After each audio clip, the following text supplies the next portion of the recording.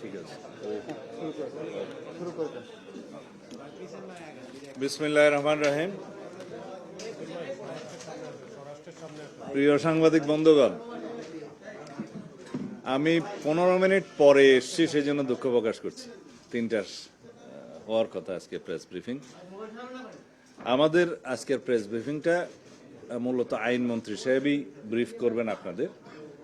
আমি প্রাইমারিলি কিছু ভূমিকা কথা আপনাদেরকে বলি, তারপরে উনি আপনাদেরকে ডিটেইলটা জানাবেন।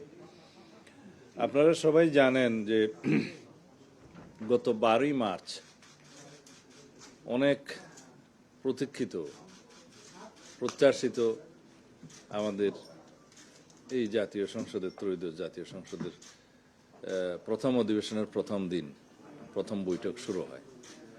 তারপরে 15 তারিখ একদিন আমরা সংসদ করতে পারি। এরপরে ঈদের লম্বা ছুটি, শবে কদর সহ প্রায় 16 তারিখ থেকে 28 তারিখ পর্যন্ত দীর্ঘ একটা আমাদের ছুটি ছিল। এর মধ্যে পবিত্র ঈদ উল ফিতর সহ অন্যান্য কাজ থাকাতে তেমন একটা রাজধানীতে খুব বেশি কর্মকর্তা এবং আমরা কেউ থাকতে পারিনি। 29 তারিখে আবার পার্লামেন্ট বসে, কিন্তু কনস্টিটিউশন আর্টিকেল 93 অনুসারে 30 দিনের মধ্যে উত্থাপিত সমস্ত অধ্যাদেশগুলোর বিষয়ে নিষ্পত্তি হওয়ার জন্য বাধ্যবাধকতা আছে।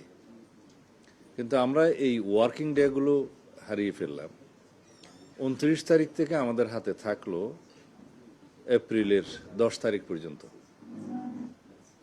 তাতে করে আপনারা গুনে দেখতে পারেন 12-13 দিন সময় আমরা পেয়েছি। তার মধ্যে আমরা লাস্টে ফ্রাইডে স্যাটারডেতেও আমরা সংসদে কাজ করেছি, অধিবেশন চলেছে। হ্যাঁ, 2 দিন বন্ধ ছিল, কিন্তু লাস্টে ফ্রাইডেটাতে আমরা কাজ করেছি। এই অল্প কদিনের মধ্যে এতগুলো অধ্যাদেশ নিষ্পত্তি করা, তার সাথে আইন মন্ত্রণালয়ের ড্রাফটিং উইং, জাতীয় সংসদের সমস্ত উইংগুলো এবং বিজি প্রেস, সংস্থাপন মন্ত্রণালয় সহ যারা সংশ্লিষ্ট ছিল এটা ড্রাফটিংয়ের কাজে, মুদ্রণের কাজে এবং টেবিলে এটা উপস্থাপন সহ যাবতীয় সংসদের কাজগুলোতে সমস্ত কর্মকর্তা কর্মচারীগণ দিনরাত পরিশ্রম করেছে। শেষের দিনে আমাদের সময় স্বল্পতার কারণে কোনো কোনো বিল, কম্পারেটিভ স্টেটমেন্ট এবং বিলের কপি হয়তো আমরা বিলটা উত্থাপনের আগে, খুব বেশি সময় আগে টেবিলে পাইনি। এটা সংসদ সচিবালয়ের হয়তো তারা পরিশ্রম করার পরেও, অতিরিক্ত সচেতনতা থাকার পরেও একটা বলে যে হিউম্যানলি এটা পসিবল হয়ে ওঠেনি। এই বিষয়ে দৃষ্টি আকর্ষণ করা হয়েছে মাননীয় স্পিকারের এবং বিরোধী দলের পক্ষ থেকেও বলা হয়েছে। কিন্তু মাননীয় স্পিকারের একটা এখতিয়ার আছে রুলস অফ প্রসিডিওর অনুসারে, তিনি সময় কন্ডোন করতে পারেন। যখন সংশ্লিষ্ট মন্ত্রী অথবা তার বিকল্প বিলগুলো সংসদে উত্থাপন করার জন্য আগে অনুমতি প্রার্থনা করেন, তিনি আহ্বান জানালে স্পিকার সাহেব, যে মুহূর্তে তিনি অনুমতি মঞ্জুর করবেন উত্থাপন করার জন্য, তখন ধরে নেওয়া হয় তিনি সময় কন্ডোন করেছেন, মার্জনা করেছেন। সেই হিসাবে মাননীয় বিরোধী দলীয় নেতা এবং অন্যান্য কয়েকজন বিরোধী দলীয় সদস্য আপত্তি তুললেও সেইটার জবাব মাননীয় স্পিকার যথাযথভাবে দিয়েছেন। এটা একটা। আমরা আজকে এখানে কয়েকটি বিষয়ে আপনাদের মনোযোগ আকর্ষণ করব। এক হচ্ছে, বেশ কয়েকবার জাতীয় সংসদের অধিবেশন থেকে অবশ্যই বিধি মোতাবেক বিরোধী দলীয় মাননীয় নেতা এবং অন্যান্য সদস্যগণ তারা ওয়াকআউট করেছেন বিভিন্ন ইস্যুতে। এটা পার্লামেন্টারি কালচার অনুসারে তারা করতেই পারেন বিধি মোতাবেক। কিন্তু যে সমস্ত ইস্যুতে তারা ওয়াকআউট করেছেন ওখানে কিছু কিছু তথ্য সঠিক ছিল না, ওনারা সঠিকভাবে উপস্থাপন করেনি। হয়তো তারা সরকারি দলের উপরে বিভিন্ন বিষয় দোষ চাপিয়েছেন। বলা যায়। সেই বিষয়গুলো আমরা তাৎক্ষণিকভাবে যতটুকু অ্যাড্রেস করা দরকার পার্লামেন্টে সেইটুকুন আমরা অ্যাড্রেস করেছি। কিন্তু ওনারা যখন বাইরে এসে প্রেসের সাথে কথা বলেছেন, তার মধ্যে অনেকগুলো বিষয়ে কথা বলেছেন, যেগুলোর বিষয়ে আমাদের এখন বাইরে সেটার আমাদের জবাব দেওয়া প্রয়োজন। তা না হলে আমরা অনেকটা আপনাদের কাছে, মিডিয়ার কাছে, জাতির কাছে আমরা হয়তো আমাদের বিষয়টা পরিষ্কারভাবে তুলে ধরতে পারবো না। সেই জন্য আজকের এই প্রেস ব্রিফিং। এই অর্ডিন্যান্সগুলোর বিষয়ে আমাদের মাননীয় আইনমন্ত্রী কথা বলবেন। আমরা 133টি অর্ডিন্যান্স আর্টিকেল 93 অনুসারে পার্লামেন্টের প্রথম বৈঠকে আমরা প্রথমে এগুলো উপস্থাপন করেছি, যেটা সাংবিধানিক বাধ্যবাধকতা উপস্থাপন করার। তার মধ্যে 4টা বিষয় থাকে। হয় 30 দিনের মধ্যে এগুলো অনুমোদন করতে হবে, অথবা অননুমোদন করতে হবে, অথবা এগুলো বিল আকারে অথবা সংশোধিত আকারে আমাদেরকে সেটা পার্লামেন্টে তুলে স্ব মন্ত্রণালয়ের যে সমস্ত অর্ডিন্যান্সগুলো জারি করা হয়েছিল সেগুলো আইনে পরিণত করতে হবে। তা আমরা একটা বিশেষ কমিটি জাতীয় সংসদের প্রথম দিকে যেটা করে দিয়েছিলেন মাননীয় স্পিকার, এই সংসদীয় বিশেষ কমিটির প্রস্তাবনার মধ্যেই থাকে তার অ্যাক্টিভিটিস কি হবে, কার্যক্রম কি হবে। তাতেই বলা হয়েছে যেহেতু এখন মন্ত্রণালয় সম্পর্কিত কমিটিগুলো, স্থায়ী কমিটিগুলো এখনো গঠন করা সম্ভব হয়নি, সেই জন্য এই বিশেষ কমিটি অধ্যাদেশগুলো পর্যালোচনা করে সংসদে রিপোর্ট পেশ করবেন। সেটা সংক্ষিপ্ত সময়ের মধ্যে 3টা লং সেশনে আমরা বসে বিশেষ কমিটিতে এপ্রিলের 2 তারিখে সেটা বিশেষ রিপোর্ট সংসদে সেই কমিটির আহ্বায়ক আমাদের মাননীয় সংসদ সদস্য অ্যাডভোকেট জয়নাল আবদিন সাহেব প্লেস করেছেন। তার মধ্যে কয়েকটা ভাগে এটা প্লেস করা হয়েছে।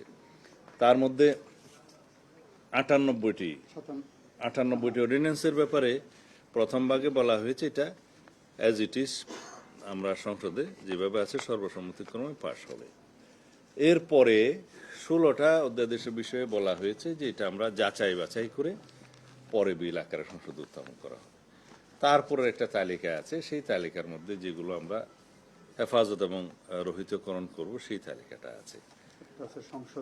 আরেকটা আছে সংশোধিত আকারে, সেটার সংখ্যা সম্ভবত 15টা।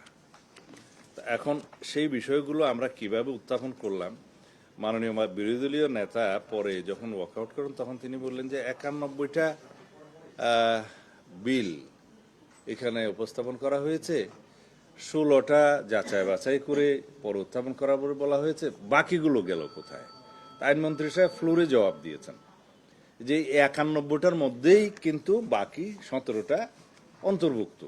কারণ কোন কোন অধ্যাদেশ জারি হওয়ার 15-20 দিন, 1 মাস 2 মাস পরে দ্বিতীয় সংশোধনী আনা হয়েছে, কোথাও কোথাও তৃতীয় সংশোধনীও আনা হয়েছে, মূলত অধ্যাদেশ একটা। তো যখন বিল আকার উত্থাপন করা হয় জাতীয় সংসদে, সব অধ্যাদেশগুলোকে এক করে একটা বিল আকারেই উত্থাপন করা হয়েছে। এইটা আমার মনে হয় মাননীয় বিরোধী দলীয় নেতা হয়তো খেয়াল করেননি। সেই কারণে তিনি মনে করেছেন 91টা না হয় প্লেস হলো, 16টা প্লেস হবে না, বাকিগুলো গেল কোথায়? বাকিগুলো এই 91টার মধ্যেই অন্তর্ভুক্ত। তিনি হয়তো এটা খেয়াল করতে পারেন। এই ডিটেলটা আইনমন্ত্রী সাহেব বলবেন। আর যে সমস্ত বিলগুলো নিয়ে পার্লামেন্টে এই বিশেষ রিপোর্টের মধ্যে মাননীয় বিরোধী দলীয় সদস্যগণ নোট অফ ডিসেন্ট দিয়েছিলেন, এই বিশেষ কমিটির রিপোর্টে হুবহু সেই সমস্ত নোট অফ ডিসেন্টগুলো উল্লেখ করা হয়েছে যেভাবে তারা দিয়েছেন। এবং নোট অফ ডিসেন্টওয়ালা অধ্যাদেশগুলো যেগুলো সংসদে উত্থাপিত হয়নি বা সংশোধিত আকার হয়েছে অথবা রহিত এবং হেফাজতকরণের জন্য উত্থাপিত হয়েছে, এই সব বিষয়ে নজিরবিহীনভাবে মাননীয় স্পিকার 2 মিনিটের জায়গায় কোথাও 10 মিনিট 15 মিনিট করে কয়েকজন সদস্য, বিরোধী দলীয় সদস্যদেরকে কথা বলার সুযোগ দিয়েছেন। তারা দীর্ঘ লিখিত বক্তব্য পাঠ করেছে, আপনারা দেখেছেন। এবং এটাও কিন্তু নজিরবিহীন। তো যে সমস্ত বিষয়ে এগ্রিড হয়েছিলাম সেগুলোর ব্যাপারে আলাদা আপত্তি উত্থাপন করতে পারে যখন বিল উত্থাপিত হবে, অথবা বিল উত্থাপন করার জন্য অনুমতি প্রার্থনা করবে। এই স্টেজটাকে বলা হয় পার্লামেন্টের প্র্যাকটিসে, কেউ আপত্তি দিলে অনেক সদস্য সংখ্যা থাকলেও একজনকে এর উপরে কথা বলতে দেয়া হয়। 2-1টা বিলের ক্ষেত্রে আমি দেখেছি মাননীয় স্পিকার কয়েকজনকেও চান্স দিয়েছেন, সুযোগ দিয়েছেন।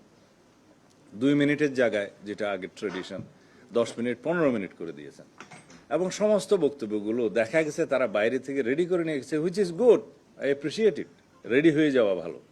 কিন্তু এটা রচনা আকারে তারা পাঠ করেছেন বিবৃতিগুলো। এরপরেও আমরা কোনো কারণ দেখিনি শেষের দিনে ওয়াকআউট করার। সেটা যেটা হয়েছে জুলাই স্মৃতি জাদুঘর, সেটা হ্যাঁ রিপোর্টের মধ্যে অ্যাজ ইট ইজ পাশ করার জন্য সবাই এগ্রিড হয়েছিল, কিন্তু মন্ত্রণালয় যখন বিলটা আনে অ্যাজ ইট ইজ আকারেই আনছে। কিন্তু কোনো বেসরকারি সদস্য যখন কোনো সংশোধনী আনে এবং সেটা যদি রিজনেবল মনে হয় সংসদের কাছে বা সরকারি দলের কাছে, মেজরিটি পার্টির কাছে, তখন সেটা সংসদের বিবেচনায় নেওয়া যায় এবং সেই সংশোধনীটা ভোটাভুটির মধ্যে গৃহীত হয়। হ্যাঁ, এখানে তারা আপত্তি দিয়েছেন, তারা কিন্তু কোনো সংশোধনী এনে তারপর আপত্তিটা দিতে পারতেন, তারপরেও তাদেরকে কথা বলার সুযোগ দেওয়া হয়েছে। বিষয়টা হচ্ছে জুলাই স্মৃতি জাদুঘরের নিয়ন্ত্রণ মন্ত্রণালয় থাকবে না কোনো মন্ত্রণালয়ের বাইরে বেসরকারি লোক থাকবে। কিউরেটর কে হবে সেটার বিষয়ে বলা নেই, যদিও তিনি এখন বেসরকারি বাইরের মন্ত্রণালয়ের বাইরের একজন বিশিষ্ট ব্যক্তি। কিন্তু সেই আইনে অবসর গ্রহণের বিষয়টা বা পদত্যাগের বিষয়টা যেভাবে বলা হয়েছে, সেই ব্যক্তি স্বেচ্ছায় পদত্যাগ না করলে রোজ কিয়ামত পর্যন্ত তাকে সরানোর কোনো সুযোগ ওই আইনে রাখা হয়নি। সেই জন্য বলা হয়েছে আইদার তিনি সরকারের কাছে পদত্যাগ করবেন, অথবা কোনো কারণে যদি সরকার রিজনেবলি মনে করে যে তাকে অপসারণ করা দরকার, সেই সুযোগটা সরকারের কাছে আছে। তখন এই বিষয়ে কথা আমরা আরও বলতে পারতাম। আমরা লিডার অব দি হাউসের অনুমতি নিয়ে এবং আইনমন্ত্রী সাহেব যথাযথভাবে ফ্লোরে বলেছেন যে আমরা এরপরেও এটা আরও সংশোধিত আকারে বিল আনতে পারি পরের সেশনে, তার আগে আমরা আলাপ আলোচনা করব, আপনাদের বক্তব্য শুনবো, এবং এটা আমরা প্রতিশ্রুতি দিচ্ছি যে এই বিষয়ে আমরা সবাই মিলে আলোচনা করে একটা নতুন বিল আবার আনতে পারি। সেটা তো একটা উত্তম প্রস্তাব। তা এখন সেই বিষয়গুলো রিজনেবলি তারা বিবেচনা না করে এবং ওখানে আবার নির্বাচনের কিছু ইস্যু তুলে এবং অন্যান্য প্রাসঙ্গিক কিছু বক্তব্য তুলে তারা যে কয়েকবার ওয়াকআউট করেছেন, সেই বিষয়গুলো আমার মনে হয় যে যৌক্তিক হয়নি। আর কিছু কিছু বিষয়ে কোনো কোনো অধ্যাদেশের বিষয়ে তাদের বক্তব্য ছিল, তা আমরা বলেছি এগুলো আমরা যাচাই বাছাই করে, যেমন গুম অধ্যাদেশ, মানবাধিকার কমিশন অধ্যাদেশ, আর একটা কি বিষয় ছিল আইসিটিটা আসে নাই, আমরা বলেছি সব প্রসঙ্গক্রমে সুপ্রিম কোর্ট সচিবালয় এবং সুপ্রিম কোর্টের বিচারক নিয়োগ আইন, এগুলো স্টেক হোল্ডারদের সাথে আমরা ব্যাপক আলাপ আলোচনা করব, করে এটাকে আরো এনরিচ করে আমরা পরবর্তী সেশনে নিয়ে আসতে চাই এবং সবাইকে ইনক্লুড করে স্টেক হোল্ডারদের সাথে আলাপ আলোচনা করে তারপরে এই আইনগুলো যদি আরো সমৃদ্ধ করা হয়, সেটা তো জাতির জন্যই ভালো হবে। আর এমন না যে ওখানে এমন এই অধ্যাদেশগুলো অ্যাজ ইট ইজ পাশ করে দিলে যে এখনই এগুলো শুদ্ধ আইন হচ্ছে, তা নয়। কারণ আমরা যদি এররগুলো রেখে এই আইনগুলো রেখে দিই, তাহলে গুম কমিশনের যে এখতিয়ারটা দেওয়া হয়েছে, তাতে করে যারা গুমের শিকার তারাই অবিচারের শিকার হবেন। আমি নিজে গুমের শিকার। আমরা চাচ্ছি এই গুম কমিশনটা এমনভাবে আমরা করি যাতে তার ফাংশনটাও ঠিক থাকবে এবং গুমের শিকার যারা হবেন তারাও যেন এমন একটা আদালতে ন্যায় বিচার পায় যেটার এখতিয়ার, বর্তমান আইসিটি কোর্ট কিন্তু হাইকোর্ট ডিভিশনের এখতিয়ার সম্পন্ন একটা আদালত। এখন তারাও ওই আইনে যেটা সাজেস্ট করছে সেটা জয়েন্ট জাজ, অ্যাডিশনাল ডিস্ট্রিক্ট জাজ। আর তারও একটা বিষয় আছে, তদন্তের বিষয় আছে, মানবাধিকার কমিশন তদন্ত করবে। এখন আইসিটি কোর্টের যে প্রসিকিউশন টিম এবং তদন্ত সংস্থা, এইটার মানটা অনেক উঁচু এবং তার লজিস্টিক সাপোর্ট সবসময় অনেক বেশি। যদি আমরা মানবাধিকার কমিশনের কাছে একটা তদন্তের জন্য দিই বা গুম কমিশনের কাছে একটা তদন্ত দিই, তো এইটা কিন্তু মাল্টিপ্লিসিটি অফ ইনভেস্টিগেশন এজেন্সিস হবে, বিভিন্ন রকমের রিপোর্ট আসবে, আসামের বেনিফিট হবে, সময় ক্ষেপণ হবে। এগুলো আমরা মাথায় রেখেই আমরা এই আইনগুলো করছি। কিন্তু ইন্টারিম গভর্নমেন্টের সময় আমি তাদেরকে দোষ দেব না। কেউ কেউ নিজেদের প্রোভাইড করার জন্য তাড়াহুড়ো করে এই মানবাধিকার কমিশন এবং গুম অধ্যাদেশ এগুলো করে ফেলেছে। আমরা দোষ দিতে চাই না। 10 বছর একটা গভর্নমেন্টের বয়স, হয়তো তাড়াহুড়োর মধ্যে এগুলো ওনারা করতে চেয়েছেন, সেই জন্য কিছু কিছু ভুলভ্রান্তি থাকতেই পারে। তা এখন তো একটা রেগুলার গভর্নমেন্ট, পলিটিক্যাল গভর্নমেন্ট, এখন অনেক সময় আছে আমরা আলাপ আলোচনা করে এই গুম অধ্যাদেশগুলো মানে গুম কমিশনগুলো মানবাধিকার কমিশন এবং আইসিডি অ্যাক্ট এগুলো সিমিলারিটিস রেখে আমরা যাতে গুমের শিকার যদি কেউ হন বা অতীতে যারা হয়েছে তাদের জন্য যদি ন্যায় বিচার এবং সর্বোচ্চ ন্যায় বিচার নিশ্চিত করতে পারি তাহলে সেটাই কি ভালো না? এবং সেই জন্য আমাদের একটু সময় দরকার। এখন এই বিষয়গুলো মাথায় রেখে আমরা কথা বলেছি, কিন্তু বিরোধী দলের সদস্যরা এই জিনিসগুলোকে রাজনীতিকীকরণ করেছেন। আমরা যেটা করতে চাই না। আমার মনে হয় আমি যথেষ্ট বলেছি। এবার আইনমন্ত্রী সাহেব আপনি যা কিছু বলতে চান ইন ডিটেল তথ্য সহ বলতে পারেন, এরপর আপনারা কোয়েশ্চেন করলে আমরা কথা বলবো। ধন্যবাদ। ইতিমধ্যে মাননীয় স্বরাষ্ট্রমন্ত্রী আপনাদের সামনে আসলে ডিটেলস বলে ফেলেছেন। আমার বলার মতো খুব বেশি নাই, সব আছে, শুধু কয়েকটা জায়গা বলি। 133টা অধ্যাদেশ, 133টা অধ্যাদেশের মধ্যে আমরা যেটা আপনাদের সামনে বলতে চাচ্ছি, 97টা অধ্যাদেশ হুবহু যেভাবে অধ্যাদেশ ছিল সেইভাবে পাশ হয়েছে। 13টি অধ্যাদেশকে আমরা সংশোধিত আকারে পাশ করেছি, ছোটখাটো সংশোধন এখানে এনে। 7টি অধ্যাদেশকে আমরা রহিতকরণে হেফাজত করে পাশ করেছি, আর 16টি অধ্যাদেশকে আমরা উপস্থাপন করি নাই। এটা হলো 133টা অধ্যাদেশের স্ট্যাটাস। তার মধ্যে 97, 13 এবং 7 এই 110টি অধ্যাদেশকেই বিল আকারে উপস্থাপন করতে হয়েছে এবং 91টি বিলের মাধ্যমে এই 110টি আইন সংসদে উপস্থাপিত হয়েছে এবং সংসদে এই 91টি বিল পাশ করা হয়েছে। অন্যান্য বিলের ব্যাপারে আমরা যেটা বলেছি, অধিকতর যাচাই বাছাই করা প্রয়োজন। আমরা যে কয়েকটি 7টি অধ্যাদেশে রহিতকরণ হেফাজত বিল করা হয়েছে তার মধ্যে আপনাদের উদাহরণ হিসেবে বলি, যেমন মানবাধিকার কমিশন আইন, সুপ্রিম কোর্টের বিচারক নিয়োগ আইন এবং সুপ্রিম কোর্ট সচিবালয় আইন। এই 3টা আইনেরই আমরা একটা আইন যখন বিল আকারে দেই তখন একটা প্রিএম্বল থাকে আইনের, যে আইনটা কেন আমরা দিচ্ছি, সেখানে একটা কারণ সম্বলিত বিবৃতি দিতে হয়, সেটা কেন দিচ্ছি।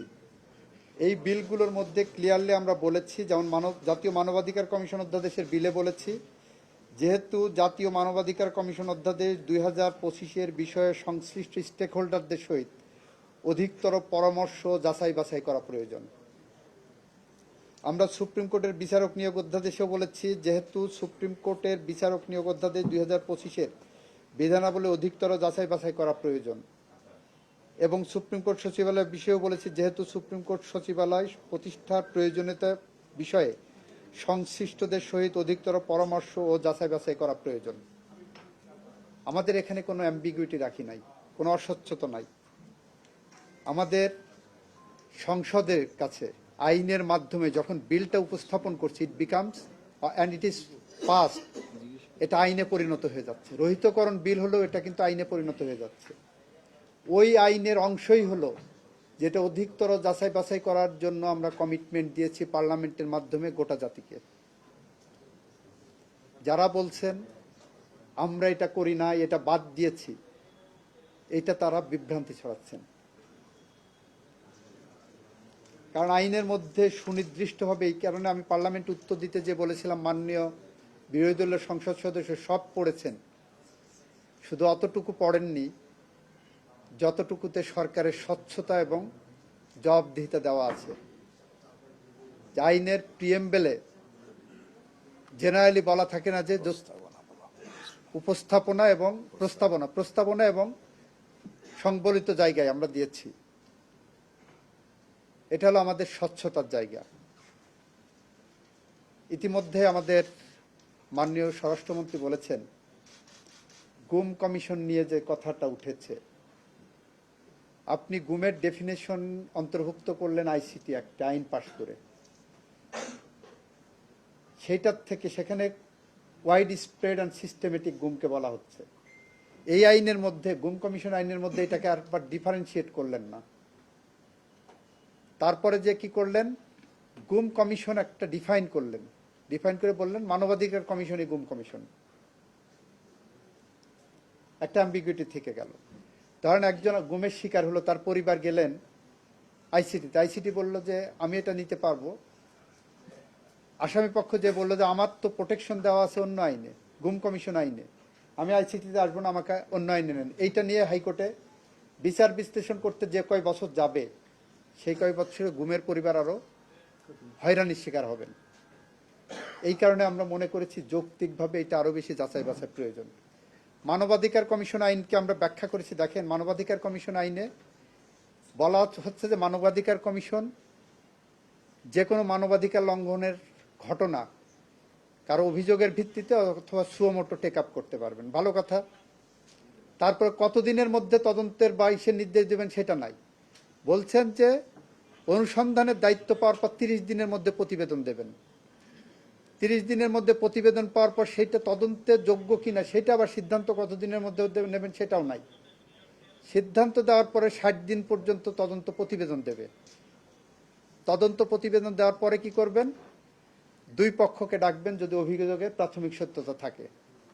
দুই পক্ষকে শোনার পরে 4টা অপশন দেওয়া হলো মানবাধিকার কমিশনের সামনে। 1, জরিমানা করবেন। জরিমানার পরিমাণ কি হবে সেটা আইনে বলা থাকে। এই আইনে জরিমানার কোনো সুনির্দিষ্ট বিধান দেওয়া নাই। 2, ক্ষতিপূরণ দিতে পারবেন। ক্ষতিপূরণের পরিমাণ কি হবে সেটা আইনে একটা গাইডলাইন দেওয়া থাকে। এই আইনে সে ধরনের কোনো গাইডলাইন নাই মানবাধিকার কমিশনে। 3, উনি অন্য কোনো ফোরামে অভিযোগ করতে পারবেন, যিনি অভিযোগ মানবাধিকার লঙ্ঘনের শিকার হয়েছে, উনি মামলা করবেন না অন্য কোথাও যাবেন সে ব্যাপারে পরামর্শ দিতে পারবেন। ইতিমধ্যে 1 বছর 1.5 বছর কেটে যাবে শুধু এই পরামর্শটুকুর জন্য। 4, মানবাধিকার কমিশন বাদী হয়ে মামলা করতে পারবেন। তো এক ব্যক্তি একই সংস্থা যখন দুই পক্ষকে ডেকে শুনানি করে একটা জিনিস নিষ্পত্তি করছেন কোয়াসি জুডিশিয়াল অথরিটি হিসাবে, এরপর উনি মামলার বাদী হচ্ছেন, এই আনাবুনিগুলো প্রশ্ন আসবে আইনে, এবং যারা মানবাধিকার লঙ্ঘন করবেন তারা এটা সুযোগ নেবেন। আমরা বলেছি এইগুলো যাচাই বাছাই হওয়া প্রয়োজন। এইগুলো নিয়ে আমরা সবগুলো আইনে যাচাই বাছাই করার প্রক্রিয়া নিয়েই ইতিমধ্যে আজকে আমি আমার অফিসকে বলেছি 15 মের পরে মানবাধিকার কমিশনের আইন নিয়ে আমরা ডিসকাশনের জন্য উদ্যোগ নিয়েছি। যে কোনো দিন হয়তো স্টেক হোল্ডারদের ডাকবো, আপনারা জেনে যাবেন। সুতরাং 133টা আইনের মধ্যে আমরা আরেকটা তথ্য আপনাদের দিতে চাই। 2007 থেকে 2009 পর্যন্ত যে তত্ত্বাবধায়ক সরকার ছিল, তথাকথিত 111 গভর্নমেন্ট, সেই সময়ে 122টি অধ্যাদেশ জারি হয়েছিল। 122টির মধ্যে মাত্র 54টা অধ্যাদেশকে আইনের পরিণত করা হয়েছিল, বাকিগুলো সব অটোমেটিক ল্যাপস করা হয়েছিল। আমরা সেই তুলনায় 117টাকে মোটামুটি আইনে পরিণত করেছি। বাকিগুলোর ব্যাপারে আমাদের কমিটমেন্ট আছে, আমাদের স্যার কোনো অভাব নাই। যদিও যে অধ্যাদেশগুলো তত্ত্বাবধায়ক সরকার করে গেছেন সে বিষয়ে আপনার প্রথম আলো, দৈনিক প্রথম আলোতে আজকে না কালকে একটা রিপোর্ট, ডক্টর স্বাধীন মালিকের একটা সাক্ষাৎকার এসেছে, যে সাক্ষাৎকারটা খুব স্বব্যাখ্যায়িত, যে অন্তর্বর্তীকালীন সরকার অধ্যাদেশ কখন জারি করার প্রয়োজন, ইমার্জেন্সি কোনো কিছু হলে। তাছাড়া অন্তর্বর্তীকালীন সরকারের পক্ষ থেকে 133টা গণহারে যে অধ্যাদেশ করে গেছেন এর মৌলিক প্রয়োজনীয়তা নিয়ে প্রশ্ন তুলেছেন ডক্টর স্বাধীন মালিক। মৌলিক প্রয়োজনীয়তা এবং ভেরি ফান্ডামেন্টাল এটা, কিন্তু আমরা ওই বিবেচনাতে আনিনি। পার্লামেন্টের কাছে আমরা খুব স্বচ্ছতার সাথে যেভাবে আনা প্রয়োজন আমরা সেভাবে এনেছি। আপনাদেরকে অশেষ ধন্যবাদ।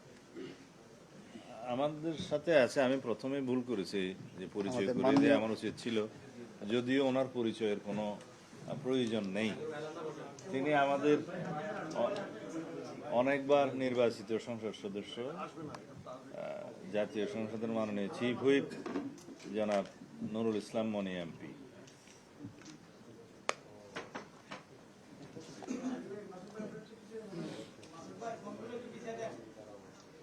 আসসালামু আলাইকুম রাহমাতুল্লাহি ওয়া বারাকাতুহু।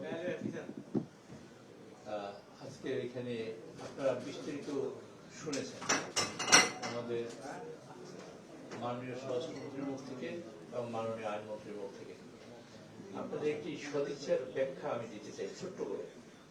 আমরা 12 তারিখে আমাদের কম্পালশনটা হলো এই যে আমাদের সকল বিল আইনে পরিণত করি অথবা ল্যাপস করি, যাই কিছু করি না কেন, তার সময় হলো 30 দিন এবং 93 বিধি অনুযায়ী আর্টিকেল অনুযায়ী সংবিধানে আমাদের 30 দিনের মধ্যে যে বাধ্যবাধকতা আছে সেটা আমাদের বাস্তবায়ন করতে হবে। আপনাদের বোঝাতে বলতে চাই এটুকু, আপনাদের নিজেদের ইয়ে দিয়ে বুঝবেন, আপনারা নিজেদের ইয়ে দিয়ে, সেটা হলো এই 12 তারিখে আমরা পার্লামেন্ট বসেছি। 12 তারিখে আমরা পার্লামেন্টের সকল আইনগুলো প্রেস করেছি। তারপর 13 তারিখ 14 তারিখ এবং মানে বিশ্ব শুক্রবার এবং শনিবার দুদিনে আমরা কোনো কাজ করতে পারি নাই। 15 তারিখে আবার পার্লামেন্ট বসছে। 16 তারিখে সবে কদার আমরা 16 তারিখ থেকে 29 তারিখ পর্যন্ত পার্লামেন্ট বন্ধ ছিল। তো আমরা পার্লামেন্টের প্রথম 15 দিন মূলত কোনো কাজই করতে পারিনি, কিন্তু প্রথম দিনই আমরা যে কাজটা করেছি সেটা বিশেষ কমিটি তৈরি করেছি, যাতে পার্লামেন্টের এই মানে অধ্যাদেশগুলো বা যাচাই বাছাই করে একটা রিপোর্ট তৈরি করতে পারে। এর মধ্যে এই রিপোর্ট তৈরি করার জন্য বন্ধের মধ্যেও ঈদ সামনে রেখেও আমাদের মাননীয় সংসদ সদস্যবৃন্দ, বিশেষ করে আমাদের স্বরাষ্ট্রমন্ত্রী মহোদয় এবং আইনমন্ত্রী মহোদয় এবং অন্যান্য যারা আছেন, তারা সবাই মিলে এর মধ্যে 3টা মিটিং করেছেন। 3টে মিটিং এ মাননীয় বিরোধী দলীয় নেতৃবৃন্দের পক্ষ থেকে একটা আবেদন ছিল, এরকমের অনুরোধ ছিল যে আমরা যদি তাদের আইনজ্ঞ আর একজন সাথে নিই, কিন্তু আমাদের বিধি কাভার না করা সত্ত্বেও আমাদের সভাপতি মহোদয়ের অনুরোধে এবং মানে তাকে অনুরোধ করেছি আমি ব্যক্তিগতভাবে এবং আমি মাননীয় স্পিকারের অনুমতি নিয়ে আরেকজনকে আমরা এখানে আইন বিশেষজ্ঞ তাদের এখানে সংশ্লিষ্ট করেছি।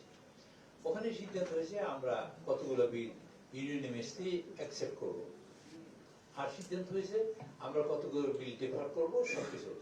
এই সিদ্ধান্তটা আমরা কাগজে দিয়েছি, এটা দিয়েছি 2 তারিখে। এর মধ্যেও কিন্তু শুক্রবার আর শনিবার ছিল। আচ্ছা, 2 তারিখের পরে আমরা যখন বিল দিয়েছি 3 তারিখ 4 তারিখ আপনারা দেখবেন শুক্রবার শনিবার, আপনারা খেয়াল করে দেখবেন আমরা মূলত সেশনে বসেছি 5 তারিখ থেকে। 5 তারিখ থেকে 10 তারিখ, এই 5টা দিনের মধ্যে আমাদের সকল বিলগুলা পাশ করাতে হয়েছে, যেগুলো পাশ করিয়েছি আমরা। স্বাধীনতার পরে এই প্রথম এত বড় একটা ঝড়ঝাপটা গেছে, এটা আমরা 30 দিন সময় পেলে 25 দিন, বিশেষ করে 20 দিন সময় পেলে আমরা এই কাজটা করতে পারতাম। যে কাজটা যে কাজটা আমরা করতে পারিনি তা হলোই আমরা খুব আন্তরিকভাবে চেয়েছি বিরোধী দলের মাননীয় বন্ধুগণ বা সদস্যবৃন্দ তারা যেন পার্টিসিপেট করতে পারে, কিন্তু সময় এতই কম্পালশন ছিল, এতই বাধ্যবাধকতা ছিল যে আমরা আর পারিনি। এবং না পারার কারণে আমরা যে কাজটা করেছি সেটা হলো রুলস অফ প্রসিডিউরে যে জিনিস নেই সেই জিনিসও আমরা করেছি তাদের জন্য। এরকমের যে আমরা মাননীয় প্রত্যেকটা বিলের উপরে কেউ যদি নোট অফ ডিসেন্ট দেয় মানে পার্লামেন্টে, অথবা কেউ যদি সংশোধনী দেয়, সেই ক্ষেত্রে তার সকল বক্তব্য 2 মিনিটের মধ্যে বলতে হয়। এটা হলো আমাদের আইন, আপনারা শুনেছেন বহুবার, আপনাদের এই অভিজ্ঞতা আছে। আমাদের মাননীয় স্পিকার কাউকে তারা আলোচনা করার জন্য 10 মিনিট মতো সময় দিয়েছেন, বেশিও দিয়েছেন। আমরা মাননীয় মন্ত্রীও বলেছেন যে ঠিক আছে আরো 5 মিনিট আমার বন্ধুদের সময় বাড়িয়ে যায় বক্তব্য রাখার পরে। এই যে উদারতা আমরা দেখিয়েছি, তার আমরা বলি না যে আপনারা এই উদারতার মূল্য দিন, কিন্তু হিউম্যানলি এটা পসিবল কিনা এটা আপনাদের বোঝাতে চাই এইভাবে। কোন বিল আছে 90 পৃষ্ঠা 90 পাতা না, কিন্তু এটা 900 কপি করতে হয়েছে। 117টা 133টা বিলের আমাদের 900 কপি করে করতে হয়েছে। সেটা পার্লামেন্টে আবার এমপিদের জন্য অর্ডার অফ ডে তৈরি করতে হয়েছে, সেটা সার্ভ করতে হয়েছে। আমি সিনসিয়ারলি বলি আপনার বোঝার জন্য বলি যে আমি ওই 5 দিনে আমি 4 রাত্র ঘুমাইনি, আমি নিজে একেবারেই ঘুমাইনি, নির্ঘুম রাত কাটিয়েছি। একদিন ঘুমের ওষুধ খাওয়ার পরেও ঘুমাতে পারিনি, মানে এই বিল করবো, এত বড় বিল স্বাধীনতার পরে আর কখনো হয়নি। আমরা ইউনিভার্সিটি কনসেনসাসের ভিত্তিতে আমরা যতগুলো পাশ করেছি, বাকিগুলা আলোচনা হওয়ার পরে এই বইতেই রিপোর্ট আসছে 2 তারিখে।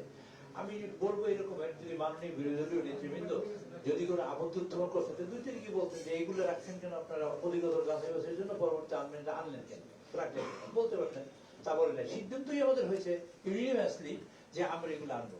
কেন আনবো তার ব্যাখ্যা আমাদের আইনমন্ত্রী মহোদয় দিয়েছেন, এবং সেগুলো আমরা পরবর্তীতে সব নিয়ে আসবো। কারণ আমাদের এই পাশে আজকে স্বরাষ্ট্রমন্ত্রী যিনি বসা, তিনি ঘুমের একটা অন্যতম বড় শিকার, তিনি নিজেই। আচ্ছা, আমরা ধরুন আপনাদের উপর প্রশ্ন করি, গুমের আইনটাকে আমরা খুব হালকা করে দিলাম, আমাদের মাননীয় আইনমন্ত্রী সেটা কি গ্রহণ করবেন? আমরা আইনমন্ত্রী ক্ষতি হোক এরকম কিছু ধরেন আরেকজনের ক্ষতি আমরা চাইলাম, ওনার তো চাইব। আমাদের ইলিয়াস আলী সাহেব গুম হয়েছেন, আমাদের চৌধুরী আলম গুম হয়েছেন, এরকম প্রচুর মানুষ গুম হয়েছেন নাকি? 700 মানুষ গুমের শিকার। আমাদের 700 মানুষ গুম হয়েছে। আমরা সেখানে আইনটাকে হালকা করবো না সিরিয়াস করবো, আপনাদের মানে বিবেকের কাছে আমি ছেড়ে দিলাম। আমরা এই বিলগুলোকে স্বচ্ছতা মানে আমরা আনতে চাই, যাতে আমরা স্বচ্ছভাবে সবাই পার্টিসিপেট করতে পারি। আরেকটা হলো এই, আচ্ছা ধরুন আমরা বিলগুলো সবাই পাস করলাম কয় তারিখের মধ্যে, 10 তারিখ রাতে 12টার মধ্যে আমরা পাস করলাম। এই বিলে কোনো আলোচনা করার কোনো সুযোগ কারো আছে? থাকতো কিনা? কারো থাকবে না। আমরা সুযোগ তৈরি করে দেওয়ার জন্য তাদের এই বিলগুলো পরবর্তীতে আনবো, এবং সবটাই আনবো বলে এখানে লিখিত আছে, এটা আমাদের কমিটমেন্ট। আমরা আনবো এটা পরিষ্কারভাবে, যাতে আমাদের দেশের উপকার হয়, এই দেশের মানুষের কল্যাণ হয়, এবং আমাদের বিরোধী দলের বন্ধুরা যাতে পার্টিসিপেট করতে পারে। এখানে ভুল ব্যাখ্যা দেওয়ার, ভুল আলোচনা করার কোনো মানে ভুল ব্যাখ্যা বলি না, মানে অপব্যাখ্যার কোনো সুযোগ নেই এখানে, নেই। আমি আপনাদের কাছে বিনয়ের সাথে অনুরোধ করতে চাই, বিষয়গুলো আপনারা দেখবেন, এবং আমরা আমাদের স্বচ্ছতার জন্য, পরিষ্কার হওয়ার জন্য আরেকবার আপনাদের ডেকেছি এখানে। আপনারা আসছেন এবং আপনারা আমাদের বক্তব্য দুজন মন্ত্রী মহোদয়ের কাছে শুনলেন, আপনাদের অসংখ্য ধন্যবাদ। আর আপনার যদি কোনো প্রশ্ন থাকে তা আপনারা বলতে পারেন। মাননীয় মন্ত্রী, আপনি যে আইনমন্ত্রী বলেছেন যে আপনার আগে মানে 2007-9 যে অন্তর্বর্তী তারা অধ্যাদেশগুলি করেছিলেন, সেখানে মাত্র আগের সরকার 54টি অনুমোদন করেছেন। আগের সরকার না, আগের পার্লামেন্ট। সেখানে এই পার্লামেন্টের কৃতিত্ব নিঃসন্দেহে বেশি, কিন্তু একটি আশ্চর্যজনক বিষয় যে আগের সরকার ঠিক যেই অধ্যাদেশগুলো বাতিল করেছিল, ঠিক এই বর্তমান সংসদও ঠিক সেই কিছু কিছু অধ্যাদেশ ঠিক ওই অধ্যাদেশগুলোই বাতিল করেছে। যেমন সুপ্রিম কোর্টের পৃথক সচিবালয়, এটিও কিন্তু আগের যে অন্তর্বর্তীকালীন সরকার দায়িত্ব পালন করে গেছে তারপরে সংসদ বাতিল করেছে। তাহলে এখন জনগণের কাছে মানে জনগণ আসলে জনগণকে কি বলা যাবে, যে আমরা কি তাহলে আগের মতোই জনগণ, যে আগের সরকার যেভাবে জনগণকে ভোট বা বাদ দিয়ে যে অধ্যাদেশগুলি মানে পার্থক্যের জায়গাটা হলো, বুঝছি, পার্থক্যের জায়গাটা হলো, আচ্ছা আবেগ, পার্থক্যের জায়গাটা আগে শুনেন, প্রশ্নটা তো শেষ করেছেন। পার্থক্যের জায়গাটা হলো, আগের সরকার কোনো বিল আকারে এনে এই কথা বলেনি যে অধিকতর যাচাই বাছাই করা প্রয়োজন। আমরা বিল আকারে এনে অধিকতর যাচাই বাছাই এবং স্টেক হোল্ডারদের সাথে আলোচনা করে এটা আবার আনবো, এই কমিটমেন্ট দিয়েছি। এটা হলো পার্থক্যের জায়গা। গুম কমিশনের ডেট বলিনি, আপনি সঠিক, গুম কমিশনেরটা বলিনি, মানবাধিকার কমিশনেরটা বলি। আমরা একটার পর একটা করব, একই সাথে সবগুলো করতে গেলে আবার জগা খিচুড়ি হয়ে যাবে। মাননীয় মন্ত্রী মহোদয়, একটা বিষয় হলো যে বিরোধী দল থেকে বলা হচ্ছে গণভোট সহ যে সমস্ত অধ্যাদেশ পাস করা হয়নি, বিশেষ করে গণভোট, এটা যদি পাস না করা হয় তাহলে তারা আন্দোলনের মাধ্যমে হুমকি দিয়েছে যে আন্দোলনের মাধ্যমে সরকারকে বাধ্য করা হবে এই গণভোটের এই পাস করার জন্য। এ ব্যাপারে আপনাদের প্রতিক্রিয়াটা কি? আইনমন্ত্রী বলতে চাচ্ছেন, আমি বলি। আপনি বলেন। গণভোট অধ্যাদেশ, এই অধ্যাদেশ অনুসারে আরপিও অনুযায়ী নির্বাচন কমিশন গণভোট অনুষ্ঠান করেছে একই ডেটে, আলাদা ব্যালট। সংবিধানের 142 অনুচ্ছেদ অনুসারে সাংবিধানিক যে গণভোট, এই গণভোট সেই গণভোট না। 142 অনুচ্ছেদ অনুসারে যে গণভোট, সেটা হচ্ছে সংবিধানের প্রস্তাবনা, আর্টিকেল 8, 48, 56, 142 প্রস্তাবনা। এই সমস্ত বিষয়, এই আর্টিকেলগুলোতে যদি কোনো সংশোধনী আসে, তাহলে রাষ্ট্রপতি এটা অনুমোদন করার আগে গণভোট দিতে হবে, সেই গণভোট। আমরা জাতীয় ঐকমত্য কমিশনে এই গণভোটের প্রস্তাব করেছিলাম, আমিই করেছিলাম। তখন আমরা বলেছিলাম জুলাই জাতীয় সনদ স্বাক্ষরিত হবে। সবাই যখন চাচ্ছে এর আইনগত ভিত্তি কি, আইনগত ভিত্তির জন্য আমরা আর কোনো উপায় দেখিনি।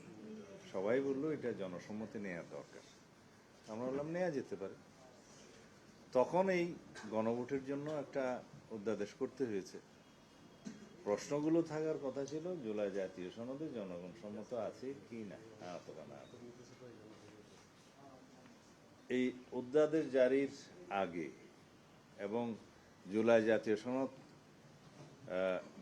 জাতীয় সকল রাজনৈতিক দলের রাজনৈতিক সংস্থার দলিল হিসাবে ঐতিহাসিকভাবে স্বাক্ষরিত হওয়ার পরে ইন বিটুইন দিস টাইম একটা রাষ্ট্রপতিকে দিয়ে আদেশ জারি করিয়ে দেওয়া হলো, যে আদেশ জারির ক্ষমতা রাষ্ট্রপতির সাংবিধানিকভাবে ছিল না, নাই। জুলাই জাতীয় সনদেও সে আদেশ, জুলাই জাতীয় সনদেও সে ধরনের অথরিটি দেয়নি। নাই। এখন সেই আদেশের মধ্যে এমন কিছু বিষয় অন্তর্ভুক্ত করা হলো এবং তার পরবর্তীতে সেই আদেশের কিছু অংশ উদ্ধৃত করে গণভোট অধ্যাদেশ জারি করা হলো। সেগুলো বাই নাও হাইকোর্টে চ্যালেঞ্জ হয়েছে দুইটা আলাদা রিটে। এই যে রাষ্ট্রপতি আদেশ তো জারি করতে পারেন না, সেটা একটা রিট, এবং গণভোট অধ্যাদেশের সার্টেন প্রভিশন মানে সেকশন এবং আদেশের টোটাল সেটা চ্যালেঞ্জ হয়েছে কনস্টিটিউশনাল কিনা। আপনাদের কাছে বলি, অধ্যাদেশের মাধ্যমেও আর্টিকেল 93 অনুসারে রাষ্ট্রপতি এমন কোনো বিধান করতে পারেন না যে বিধানের মাধ্যমে সংবিধানের কোনো ধারা পরিবর্তন হয়ে যায়, টাচ করে। তো সেটা আদেশেও হয়েছে। জাতীয় সনদের বাইরে জুলাই জাতীয় সনদ সংবিধান সংস্কার বাস্তবায়ন আদেশ 2025 নামে যেটা হয়েছে, ওর মধ্যেও সেটা হয়েছে ভায়োলেশন। এবং গণভোট অধ্যাদেশের যে প্রশ্নের মধ্যে এবং আদেশের মধ্যে যে কি যেন সংস্কার পরিষদের নামে যে সমস্ত বডি ফরমেশনের কথা, শপথ নেওয়ানোর কথা, 180 দিনের ভিতরে সংবিধান সংশোধন হয়ে যাওয়ার কথা ইত্যাদি অনেকগুলো দিয়ে একটা নিউ কনস্টিটিউশনাল অর্ডার জারি করার মতো হয়েছে। তো সেই জন্য এই আইন অধ্যাদেশ এবং আদেশটা যেখানে হাইকোর্টে চ্যালেঞ্জ হয়েছে, সেটাও পরে হাইকোর্ট কি বলে দেখি। কিন্তু আমার রাজনৈতিক বক্তব্যটা আমি বলি এখন, এই কথা শেষ হয় না। গণভোট অধ্যাদেশের অনুকূলে গণভোট অনুষ্ঠিত হয়েছে এবং গণভোটের বৈধতা প্রশ্ন সেটা যখন আমরা এই সরকারের মানে ইন্টারিম গভর্নমেন্টের সমস্ত বিষয়াবলী যখন আমরা লেজিটিমেসি দেব সাংবিধানিকভাবে চতুর্থ তফসিলে, তখন তাদের সমস্ত এই কর্মকাণ্ডগুলো বৈধতা পেয়ে যাবে। আর আইন হিসাবে বিল আকারে এটা কেন অনুমোদিত হয়নি, এই তো আপনাদের কথা। এটা তো ফ্যাক্টাম ব্যালট, এটা ঘটনাক্রমে সিদ্ধ। অধ্যাদেশ জারি হয়েছে, গণভোট অধ্যাদেশ, গণভোট অনুষ্ঠিত হয়েছে এবং সেটার বৈধতা আছে। এটার বিষয়ে নতুন করে আইন করে এটা নিয়ে আগামীতে তো এর উপরে কোনো গণভোট হবে না। ভবিষ্যতে যদি কোনো গণভোট করতেই হয়, আইদার সাংবিধানিক গণভোট হবে আর্টিকেল 142 অনুসারে, অথবা যদি বাইরে, যেহেতু সংবিধানে এমন কিছু বলা নাই যে আর কোনো গণভোট কোনো বিষয়ে করতে পারবে না সরকার চাইলে, সুতরাং সেটা যদি করতে চায় অন্য কোনো বিষয়ে, সেটা আলাদা একটা আইন পাশ করতে হবে। সেই হিসাবে তখন একটা নতুন গণভোট যদি প্রয়োজন হয় হতে পারে। সুতরাং এইটা হুমকি দেওয়ার কোনো বিষয় নাই, এটার বৈধতা তো আছে, অবৈধতা বলছি না। এবং ওভারঅল সংবিধানের চতুর্থ তফসিলে যখন বিগত গভর্নমেন্টের সকল কর্মকাণ্ডকে কিছু একটা বাদে আর কি, দুই একটা বাদে বৈধতা দেয়া হবে, তখন সেটা লেজিটিমেট হয়ে যাবে। Everything covered by the 4th schedule হয়ে যাবে তখন। ধন্যবাদ। আমার একটি প্রশ্ন ছিল, সেটি হচ্ছে যে সংসদ সচিবালয় যেটা সুপ্রিম কোর্ট যে সচিবালয়, এটা যখন আইনটা পাস হয়, যখন এটা অন্তর্বর্তী সরকার তখন আমি যত জানি আপনি অ্যাটর্নি জেনারেল ছিলেন। এখন আপনারা বলছেন যে এটা আরো যাচাই বাছাই করার জন্য আপনারা আবার স্টেক হোল্ডারের সাথে বসে মিটিং গুলো করবেন। আমরা জানি অন্তর্বর্তী সরকার প্রায় 6 মাস বিভিন্ন বৈঠক করতে করতে রাষ্ট্রে অনেক টাকা বলা যায় অপচয় করেছে। তো ওই সময় যখন আপনি অ্যাটর্নি জেনারেল ছিলেন, এটা কি ওই তৎকালীন ওরা কি আপনাদের সাথে কোনো আলোচনা করে নাই? অ্যাটর্নি জেনারেল আইন প্রক্রিয়ার সাথে, আইন প্রণয়নের সাথে সম্পৃক্ত থাকে না। এই আইনটা নিয়ে যখন আমার সাথে কথা লাস্টের দিকে উত্থাপন করেছিল, আমি বলেছিলাম যে এই ধরনের আইন এই মুহূর্তে আরো বেশি ইনডেপথ স্টাডি না করে করাটা সমীচীন হবে না। যদিও ওনারা আমার কাছে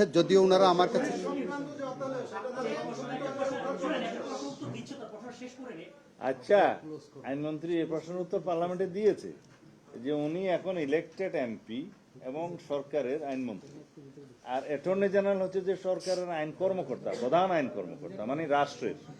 সেই হিসাবে আইনি পরামর্শ যা দেওয়ার তখন দিয়েছে ক্লায়েন্টকে, সেটার সাথে তো এমপি এবং আইনমন্ত্রীর ভূমিকার সাথে তো কন্ট্রাডিক্ট করা যাবে না। ভূমিকার সাথে মানে ভূমিকার সাথে আমি কমেন্ট করছি, আমি এটা বলছি যে তৎকালীন সময় ওনাদের থেকে পরামর্শটা নিয়েছি কিনা অথবা নেয়নি কিনা। পরামর্শ তো দিয়েছে যে এখন করা যাবে না, বললেন তো এই জিনিসটা আমরা জানতে চাচ্ছিলাম। পরামর্শ দিয়েছে, স্যাটিসফাইড আচ্ছা, এরপরে হ্যাঁ বলেন, রাখে নাই।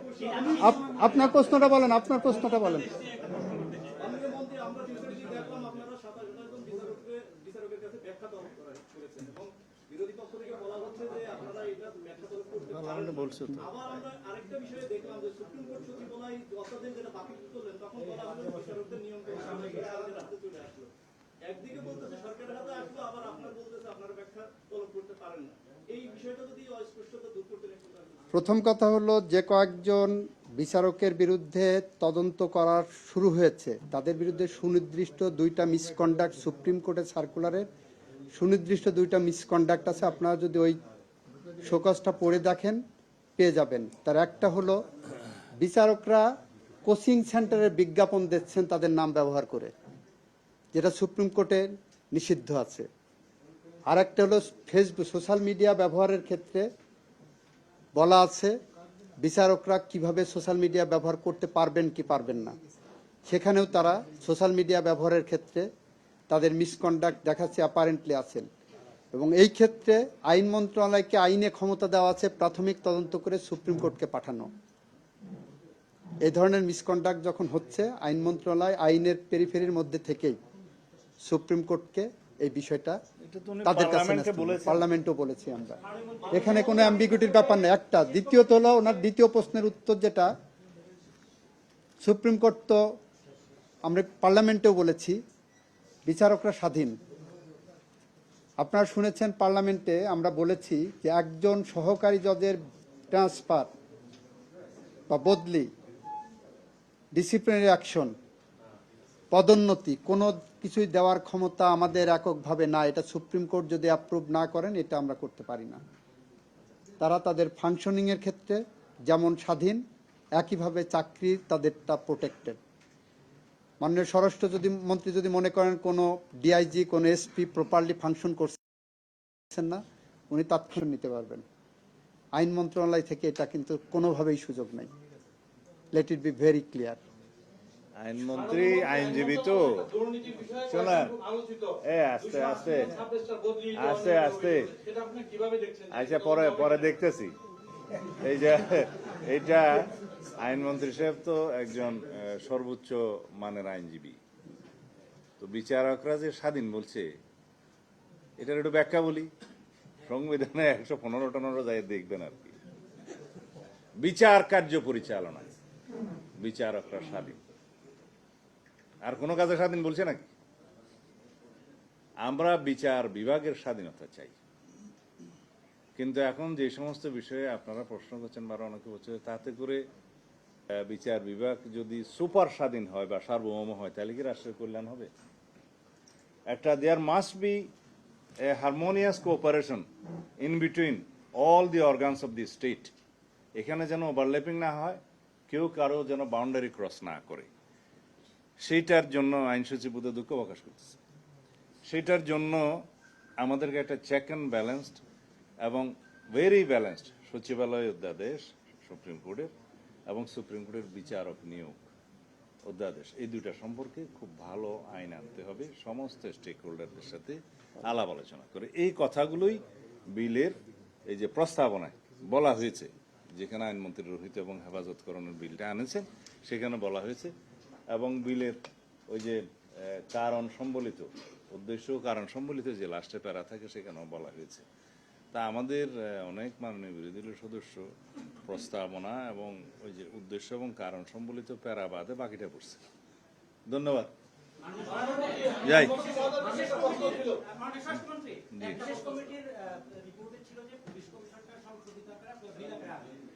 হ্যাঁ হ্যাঁ হ্যাঁ,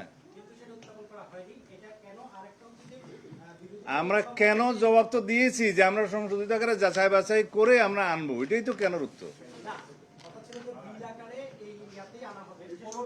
কোথায় বলা হয়েছে? বিশেষ কমিটির প্রতিবেদন তো আমার সামনে আছে, এটা আপনি কোথায় পেলেন? হ্যাঁ, এখানে বলা হয়েছে এই যে, হ্যাঁ কি বলেছে?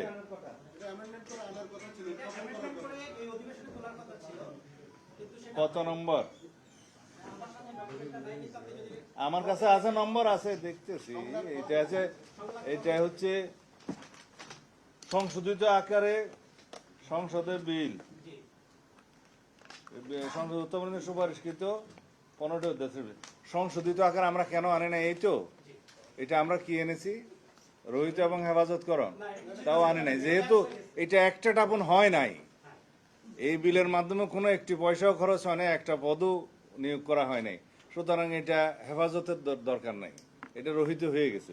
তা আমরা পরের সেশনে এটা আনবো, এটাতে এই সেশনেই আনবো এরকম কোনো বাধ্যবাধকতা নাই।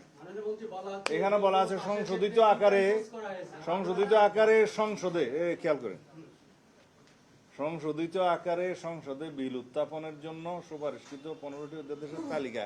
সংসদ কি শেষ হয়ে গেছে? সংসদে উঠবে তো।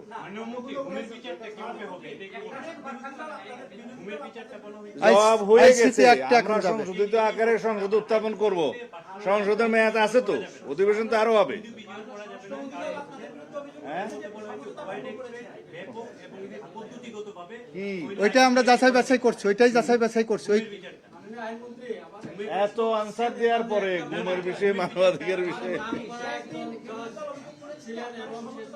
একটা মিনিট, কি আপনার প্রশ্নটা কি বলেন? সবাই একসাথে বসে। আজকে আমরা একটা পত্রিকায় লিড নিউজ দেখলাম, সেখানে বলা হয়েছে যে একজন আইনজীবী মাজদার হোসেন, তিনি 120 কোটি টাকা মক্কেলের কাছ থেকে হাতিয়ে নিয়েছেন। 1.25 কোটি টাকা। আর 5 কোটি কম বলছে।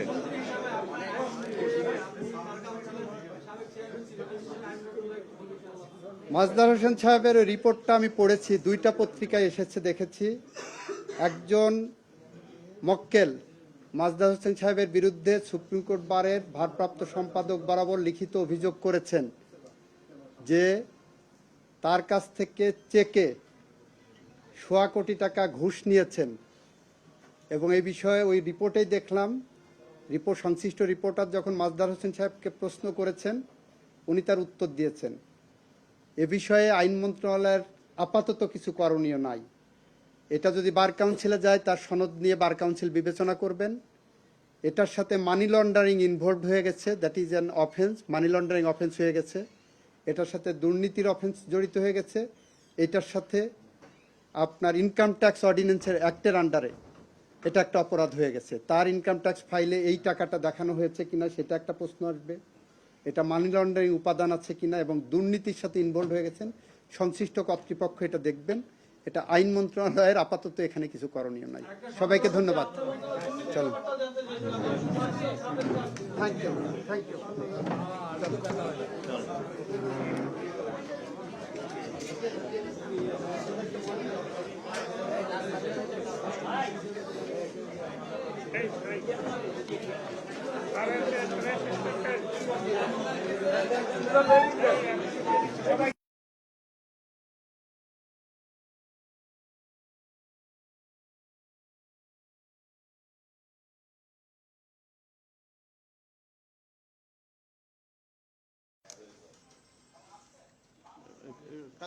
ভাই একটু হেলানো বসেন।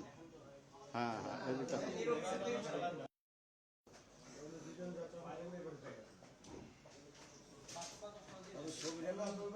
নীরব এদিকে এসে বলো।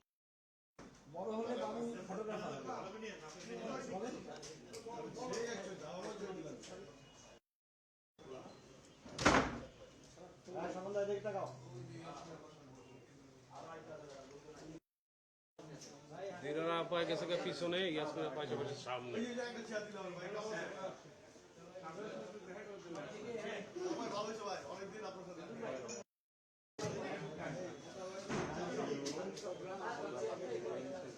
হাতে নেই কারণ হলো ট্রাইফুড